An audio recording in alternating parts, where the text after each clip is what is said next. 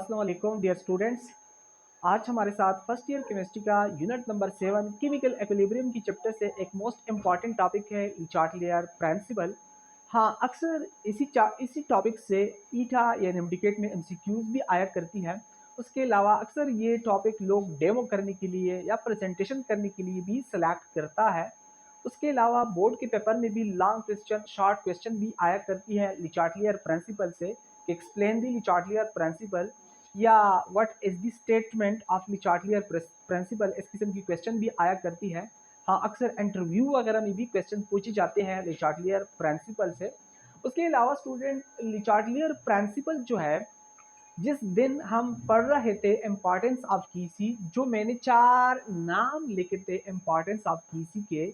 हाँ, जो last importance लिखा था, जो 4th वन इम्पॉर्टेंस लिखा था, हाँ, उसी में मैंने कहा था कि ये 4th वन जो इम्पॉर्टेंस है कीसी का, हाँ, ये एक्सप्लेन होगा लीचार्ट-लियर प्रिंसिपल में। हाँ, लीचार्ट-लियर प्रिंसिपल में जो इम्पॉर्टेंस ऑफ कीसी का जो 4th वन इम्पॉर्टेंस था, वो भी डिस्कस होगा। उसके अलावा स्टूडेंट्स, आप लोगों की बुक में जो लीचार्ट-लियर प्रिंसिपल का जो टॉपिक है, इससे पहले एक छोटा सा टॉपिक का नाम दिया गया है factor affecting of chemical equilibrium. यहाँ से हम स्टूडेंट्स लीचार्ट-लियर प्रिंसिपल की स्टडी करने का मकसद बताएंगे कि लीचार्ट-लियर प्रिंसिपल की ज़रूरत क्यों पेश आई, क्यों ये हम स्टडी करते हैं, इसकी ज़रूरत क्यों है। पहले लीचार्ट-लियर प्रिंसिपल की ज़रूरत के बारे में पढ़ लें कि इसकी ज़रूरत क्यों है। अक्सर जब हम लेबॉर्ट्री में या इंडस्ट्री में कोई प्रोडक्ट हासिल करते हैं केमिकल रिएक्शन में, वहाँ most of the chemical reaction में इक्विलिब्रियम आ जाता है। या अक्सर जो केमिस्ट कोई एक प्रोडक्ट हासिल करता है इंडस्ट्री में केमिकल रिएक्शन में, तो ज़्यादातर केमिकल रिएक्शन में केमिकल इक्विलिब्रियम आ जाता है। हाँ, केमिकल इक्विलिब्रियम के बारे में हमने सुना है, हमने स्टडी किया है कि जब केमिकल रिएक्शन में इक्विलिब्रियम आ जाए, तो इक्विलिब्रियम आने की वजह से रिएक्टेंट का ज़्यादा से ज़्यादा हिस्सा प्रोडक्ट में कन्वर्ट नहीं होता है। Complete amount of reactant does not convert into product. जब रिएक्शन में इक्विलिब्रियम आ जाए तो रिएक्टेंट का कंप्लीट अमाउंट प्रोडक्ट में कन्वर्ट नहीं होता है। तो लीचार्ट-लियर एक फ्रेंच केमिस्ट था, उसने सोचा कि जब हम इंडस्ट्री में एक प्रोडक्ट हासिल करते हैं, हाँ, केमिकल रिएक्शन के थ्रू, वहाँ तो ज़्यादातर केमिकल रिएक्शन में इक्विलिब्रियम आ जाता है, तो फिर हम ज़्यादा से ज़्यादा प्रोडक्ट किस तरीके से हासिल करेंगे।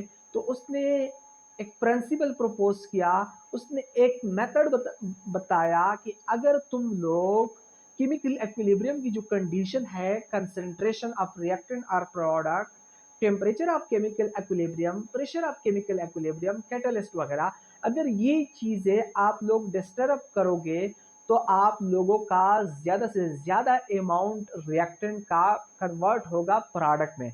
यानी फिर आप लोग ज़्यादा से ज़्यादा मकदार प्रोडक्ट के हासिल कर सकोगे जब आप लोग डिस्टर्ब करेंगे कंसंट्रेशन ऑफ रिएक्टेंट और प्रोडक्ट एट केमिकल इक्विलिब्रियम या टेम्परेचर या प्रेशर या कैटलिस्ट वगैरह।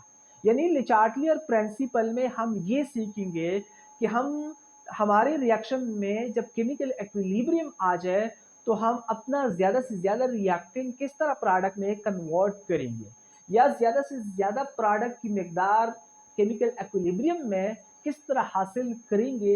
ये टेक्निक लीचार्ट-लियर प्रिंसिपल से हम सीखेंगे, स्टडी करेंगे। ठीक है स्टूडेंट्स, दोबारा सुन लें बस सिर्फ 2 इम्पॉर्टेंस कि हम केमिकल इक्विलिब्रियम जब एक रिएक्शन में आ जाए, उसमें ज़्यादा से ज़्यादा प्रोडक्ट किस तरीके से हम हासिल कर सकते हैं, या जब केमिकल इक्विलिब्रियम आ जाए एक रिएक्शन में, तो किस तरीके से हमारा रिएक्टेंट का ज़्यादा अमाउंट प्रोडक्ट में कन्वर्ट होगा। अब हम इसकी हिस्ट्री पहले हम पढ़ेंगे कि हिस्ट्री क्या है। In 1884 the French chemist Henri Le Chatelier proposed a general principle which applies to all the system and equilibrium is called Le Chatelier principle. 1884 में एक फ्रेंच केमिस्ट था जिसका नाम था हेनरी लीचार्ट-लियर। उसने एक ऐसा कानून इस्टेब्लिश किया, एक ऐसा प्रिंसिपल बनाया, एक ऐसा तरीका बताया कि अगर वो तरीका तमाम केमिकल इक्विलिब्रियम के ऊपर एप्लीकेबल है। 1884 में एक फ्रेंच केमिस्ट हेनरे लिचार्टलियर ने एक ऐसा प्रिंसिपल प्रोपोज किया, एस्टेब्लिश किया कि वो फिजिकल इक्विलिब्रियम के ऊपर, केमिकल इक्विलिब्रियम के ऊपर, स्टैटिक इक्विलिब्रियम के ऊपर, डायनेमिक इक्विलिब्रियम के ऊपर, यानी हर किस्म की केमिकल इक्विलिब्रियम के ऊपर वो प्रिंसिपल एप्लीकेबल है। उस प्रिंसिपल को हम कहते हैं लिचार्टलियर प्रिंसिपल। ये है हिस्ट्री ऑफ लिचार्टलियर प्रिंसिपल। आगे मैंने दो स्टेटमेंट्स भी लिखे हैं लिचार्टलियर प्रिंसिपल के। फर्स्ट स्टेटमेंट जो है, if a stress is applied to a system at equilibrium, the equilibrium will shift in the forward or backward direction to reduce to minimize the effect of stress। Students यहाँ पे पहले सुन ले कि stress का क्या मकसद है। यहाँ पे स्ट्रेस का, यहाँ पे स्टूडेंट स्ट्रेस का मकसद है change in concentration of reactant और प्रोडक्ट। यहाँ P का मतलब प्रोडक्ट, R का मतलब रिएक्टेंट या प्रोडक्ट कंसेंट्रेशन में चेंज लेके आना। या स्ट्रेस का मकसद ये भी है कि change and temperature of chemical equilibrium, chemical equilibrium की टेम्परेचर में चेंज आना। ये भी स्ट्रेस का मकसद है change and pressure of chemical equilibrium. यहाँ पे जो पी मैंने लिख दिया इसका मतलब है pressure, change and pressure of chemical equilibrium. ये change and volume of chemical equilibrium या change and catalyst of chemical equilibrium. ये स्ट्रेस का मकसद यहाँ पे ये है। हाँ, ये स्टेटमेंट अभी मैंने यहाँ पे समझाना है कि इस स्टेटमेंट का क्या मकसद है। स्टेटमेंट का मकसद यह है स्टूडेंट कि सपोज ये ए हमारे पास एक रिएक्टेंट है, ये बी के साथ केमिकल इक्विलिब्रियम में है। ए हमारे पास रिएक्टेंट है, बी हुआ प्रोडक्ट। ए और बी के दरमियान केमिकल इक्विलिब्रियम है, यानी जितने स्पीड के साथ ए कन्वर्ट होता है बी को, उतने ही स्पीड के साथ बी कन्वर्ट होता है ए को कन्वर्ट होता है। हाँ स्टूडेंट्स, अब स्ट्रेस का मकसद ये है कि इस केमिकल इक्विलिब्रियम का जो कंसंट्रेशन है रिएक्टेंट का या प्रोडक्ट का, इस केमिकल इक्विलिब्रियम में जो ए का जो वॉल्यूम है या बी का जो वॉल्यूम है, या इस केमिकल इक्विलिब्रियम की सपोज जो प्रेशर है, सपोज 2 atm इसी का प्रेशर है, इसी का टेम्परेचर सपोज 30 डिग्री सेंटीग्रेड है, यहाँ पे आयरन कैटलिस्ट है। हाँ, इसका सपोज यहाँ पे इसका जो वॉल्यूम है सपोज ये 1 लीटर है, इसी बी का जो वॉल्यूम है वो सपोज 2 लीटर है। हाँ, इन चीजों में स्ट्रेस इज अप्लाइड, मतलब हाँ, इस केमिकल इक्विलिब्रियम की प्रेशर में या टेम्परेचर में या कैटलिस्ट में या वॉल्यूम में या कंसंट्रेशन में, एक में अगर तुम लोग चेंज लेके आते हो, स्ट्रेस मतलब एक चेंज लेके आते हो एक केमिकल इक्विलिब्रियम में, तो इसी यानी एक स्ट्रेस मतलब ये चेंज लेके आते हो केमिकल इक्विलिब्रियम में, इस चेंज से the equilibrium will shift in the forward और backward direction to minimize to reduce the effect of stress. हाँ, सपोज ये केमिकल इक्विलिब्रियम ए और बी के बीच में मौजूद है, लेकिन प्रेशर कितने पे, 2 atm प्रेशर पे। मैंने प्रेशर को 2 से कर दिया 3 को, यानी मैंने एक स्ट्रेस अप्लाई किया, मैंने प्रेशर को चेंज किया। एफ स्ट्रेस मैंने यानी एक स्ट्रेस अप्लाई किया, मैंने सिर्फ प्रेशर को चेंज किया, बाकी टेम्परेचर कैटलिस्ट वगैरह नहीं चेंज किए। हाँ, इस प्रेशर चेंज होने से ये इक्विलिब्रियम जो है यहाँ ए और बी के दरमियान जो है, ये या प्रोसीड होगा, शिफ्ट होगा फॉरवर्ड डायरेक्शन की तरफ या बैकवर्ड डायरेक्शन की तरफ। यानी इस प्रेशर इंक्रीज होने से या ऐसा होगा कि ए का मजीद अमाउंट कन्वर्ट होगा बी में, या ऐसा होगा कि बी का मजीद अमाउंट कन्वर्ट होगा ए में। ये मकसद है। ये किस लिए? क्योंकि इस शिफ्टिंग से ये जो स्ट्रेस का जो इफेक्ट होता है केमिकल इक्विलिब्रियम के ऊपर वो मिनिमाइज हो जाता है, कम हो जाता है, इक्विलिब्रियम दोबारा एस्टेब्लिश हो जाता है। क्या मकसद? ये सपोज इस ए का वॉल्यूम है 1 लीटर, बी का वॉल्यूम है 2 लीटर। मैंने क्या किया, मैंने ए का वॉल्यूम इंक्रीज किया, सपोज बी कर दिया 2 लीटर, यानी मैंने स्ट्रेस अप्लाई किया केमिकल इक्विलिब्रियम में ए का वॉल्यूम था 1 लीटर, बी का वॉल्यूम था 2 लीटर। मैंने इसका वॉल्यूम ज्यादा किया, 1 लीटर से 2 लीटर किया। ये मैंने एक स्ट्रेस अप्लाई किया इस केमिकल इक्विलिब्रियम के ऊपर। हाँ, इस वॉल्यूम ज्यादा होने की वजह से यहाँ पे या ए का मकदार फर्दर बी में कन्वर्ट होगा या बी का मजीद मकदार ए में कन्वर्ट होगा। ये मकसद है equilibrium will shift in the forward और बैकवर्ड डायरेक्शन का। यही मकसद है कि किसी एक फैक्टर को केमिकल इक्विलिब्रियम में चेंज लाने से या रिएक्टेंट का मजीद अमाउंट प्रोडक्ट में कन्वर्ट होगा या प्रोडक्ट का मजीद अमाउंट रिएक्टेंट में कन्वर्ट होगा। इसलिए कि एक यहाँ पे जो स्ट्रेस मैंने अप्लाई किया है उस स्ट्रेस की जो इफेक्ट होता है केमिकल इक्विलिब्रियम के ऊपर वो कम से कम हो जाए या मिनिमाइज हो जाए, यानी रिड्यूस हो जाए। हाँ, ये इस स्टेटमेंट का मकसद है। जो दूसरा स्टेटमेंट मैंने लिखा है, if a change in concentration, pressure or temperature is caused to a chemical reaction and equilibrium, the equilibrium will shift to right or left so as to minimize the change। क्या मकसद है?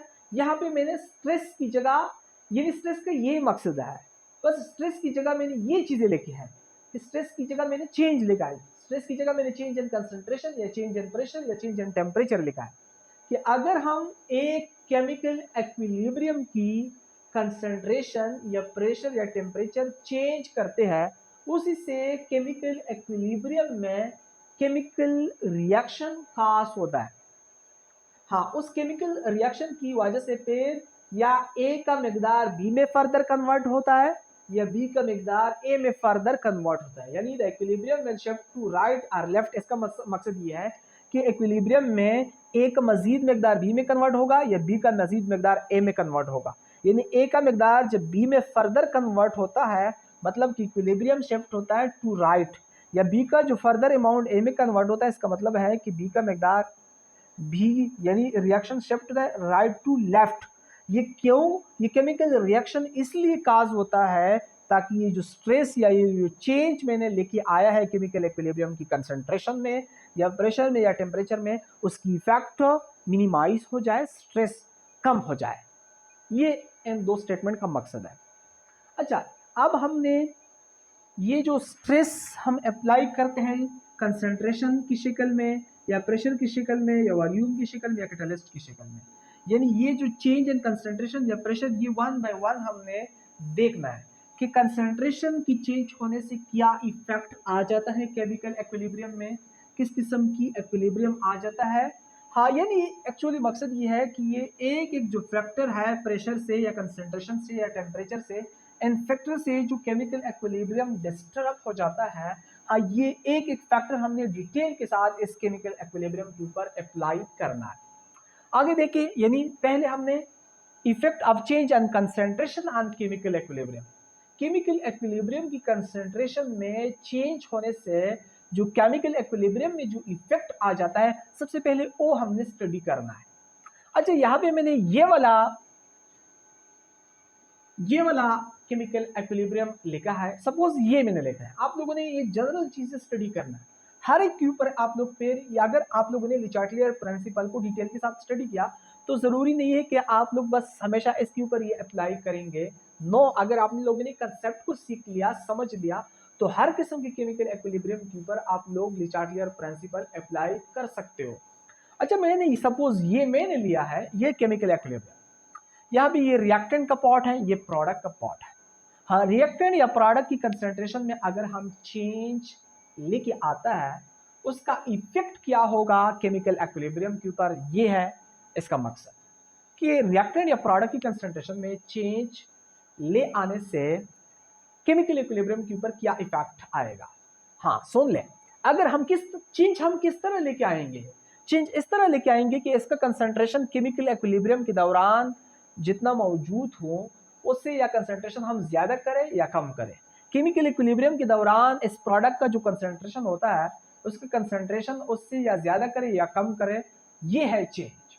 देखिए, adding N2RO2, यानी यहाँ chemical equilibrium मौजूद है, इसका जो कंसंट्रेशन है जितना केमिकल इक्विलिब्रियम के दौरान मौजूद है उसको हम फर्दर एडिंग मतलब फर्दर ऐड करें N2 या O2, यानी केमिकल इक्विलिब्रियम के दौरान जो मौजूद है उसके अलावा हम मजीद नाइट्रोजन या ऑक्सीजन बाहर से ऐड करें या दोनों भी ऐड करें तो इससे तो कंसंट्रेशन यहाँ पे ज्यादा होगा।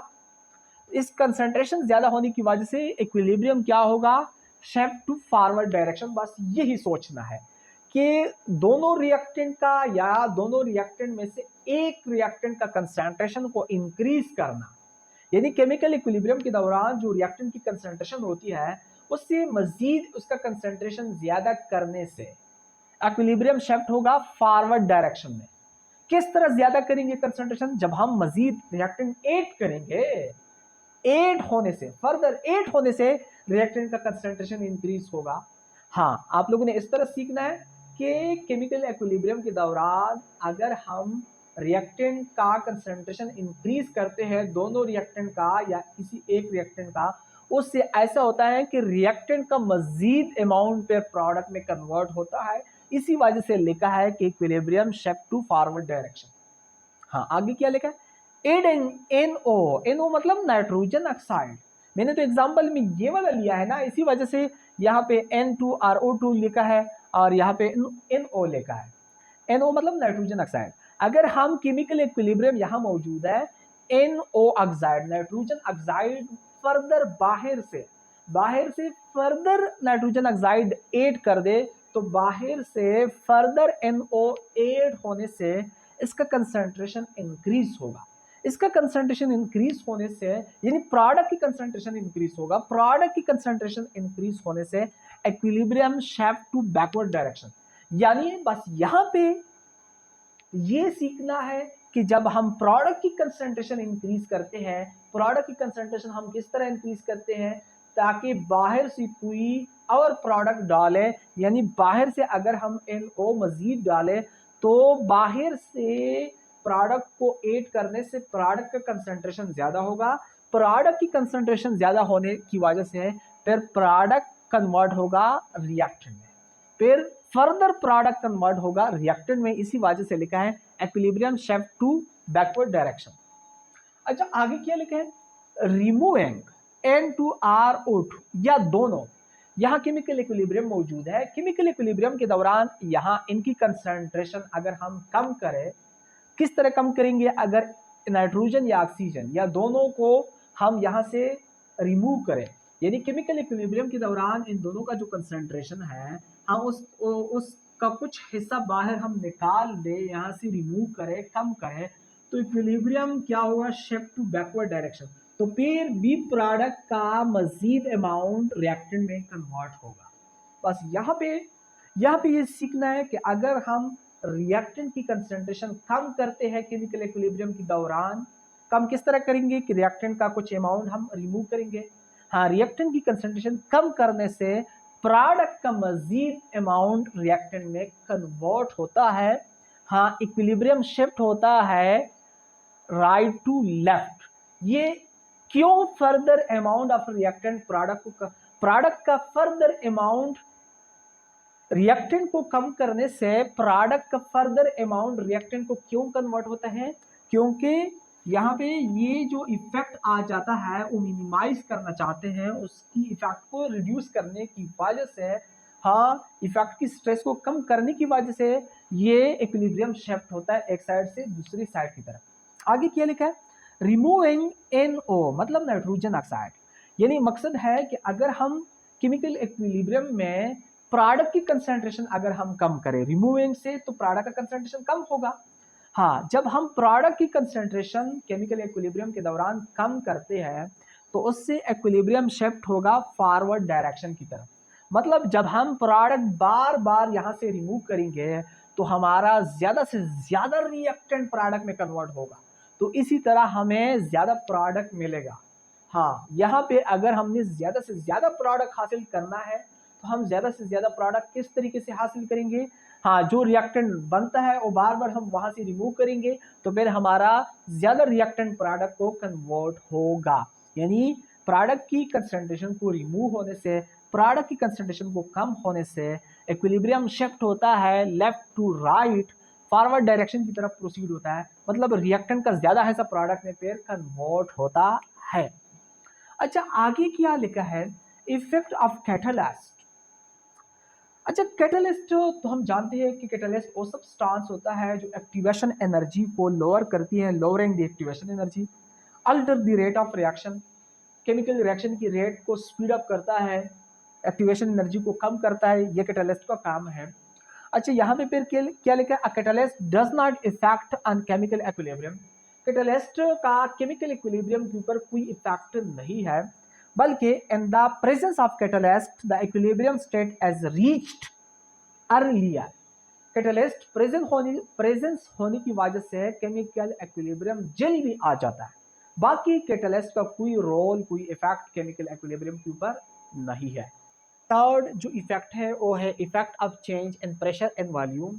प्रेशर और वॉल्यूम का आपस में रिलेशन इनवर्स है। प्रेशर इंक्रीज होने से वॉल्यूम कम हो जाता है।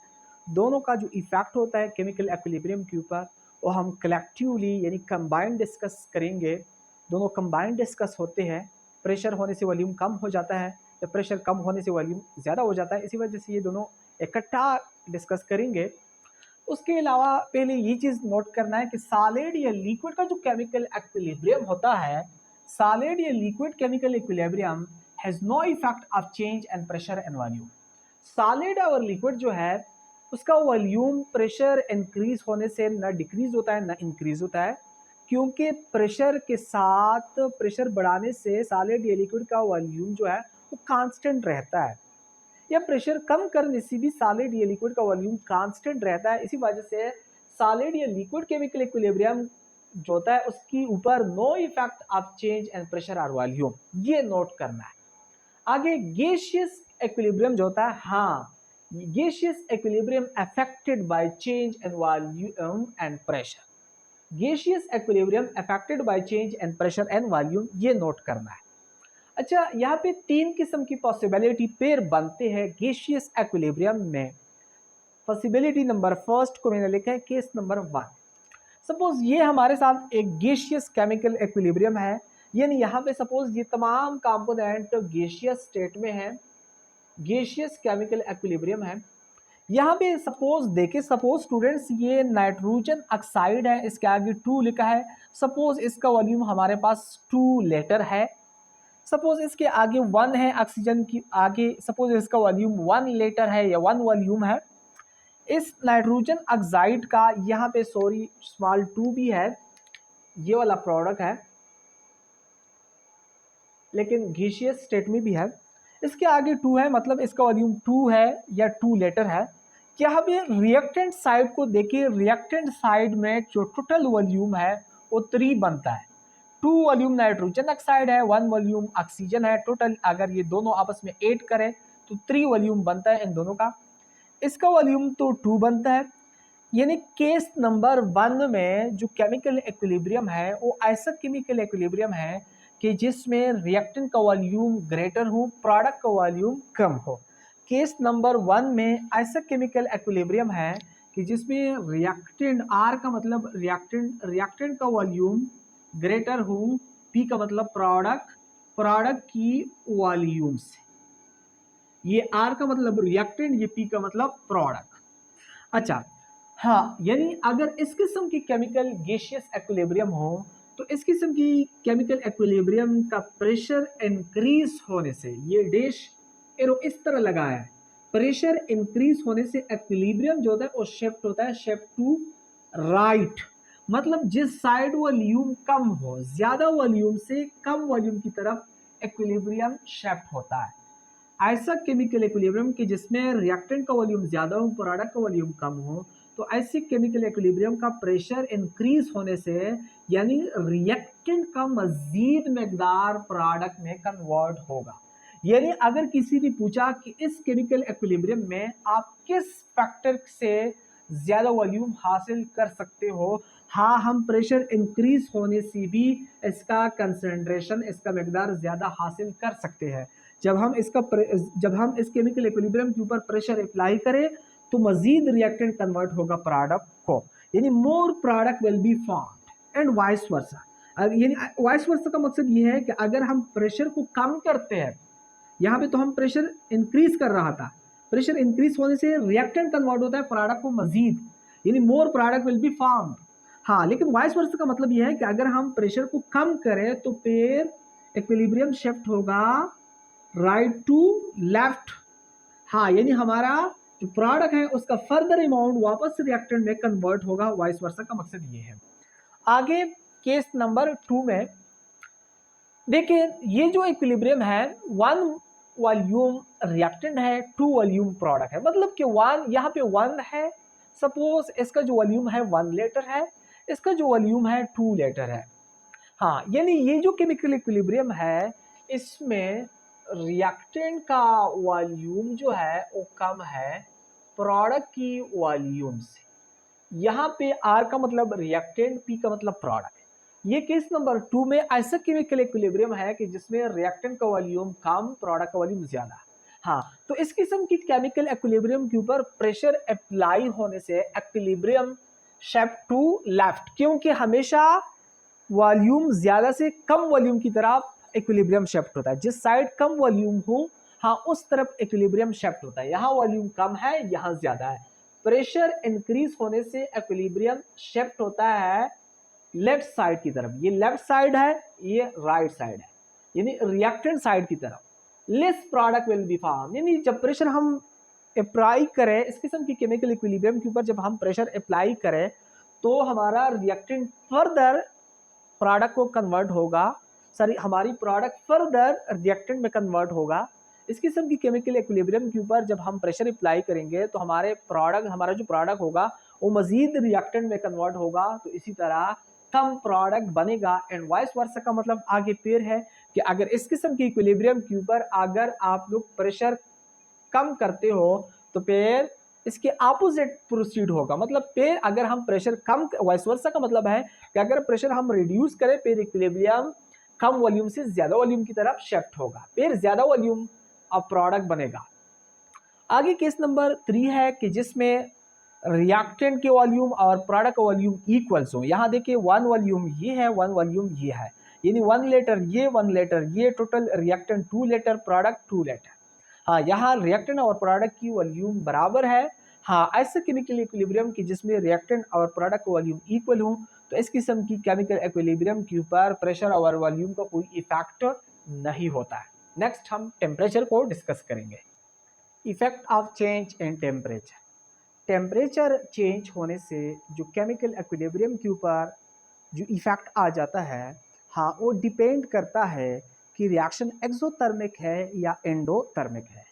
फर्स्ट जो मैंने लिखा है फॉर एक्सोथर्मिक रिएक्शन, यानी जो एक्सोथर्मिक रिएक्शन होता है उसके ऊपर टेम्परेचर चेंज का क्या इफेक्ट होगा, ये पहले हमने डिस्कस करना है। ये रिएक्शन मैंने जो लिखा है ये एक्सोथर्मिक है।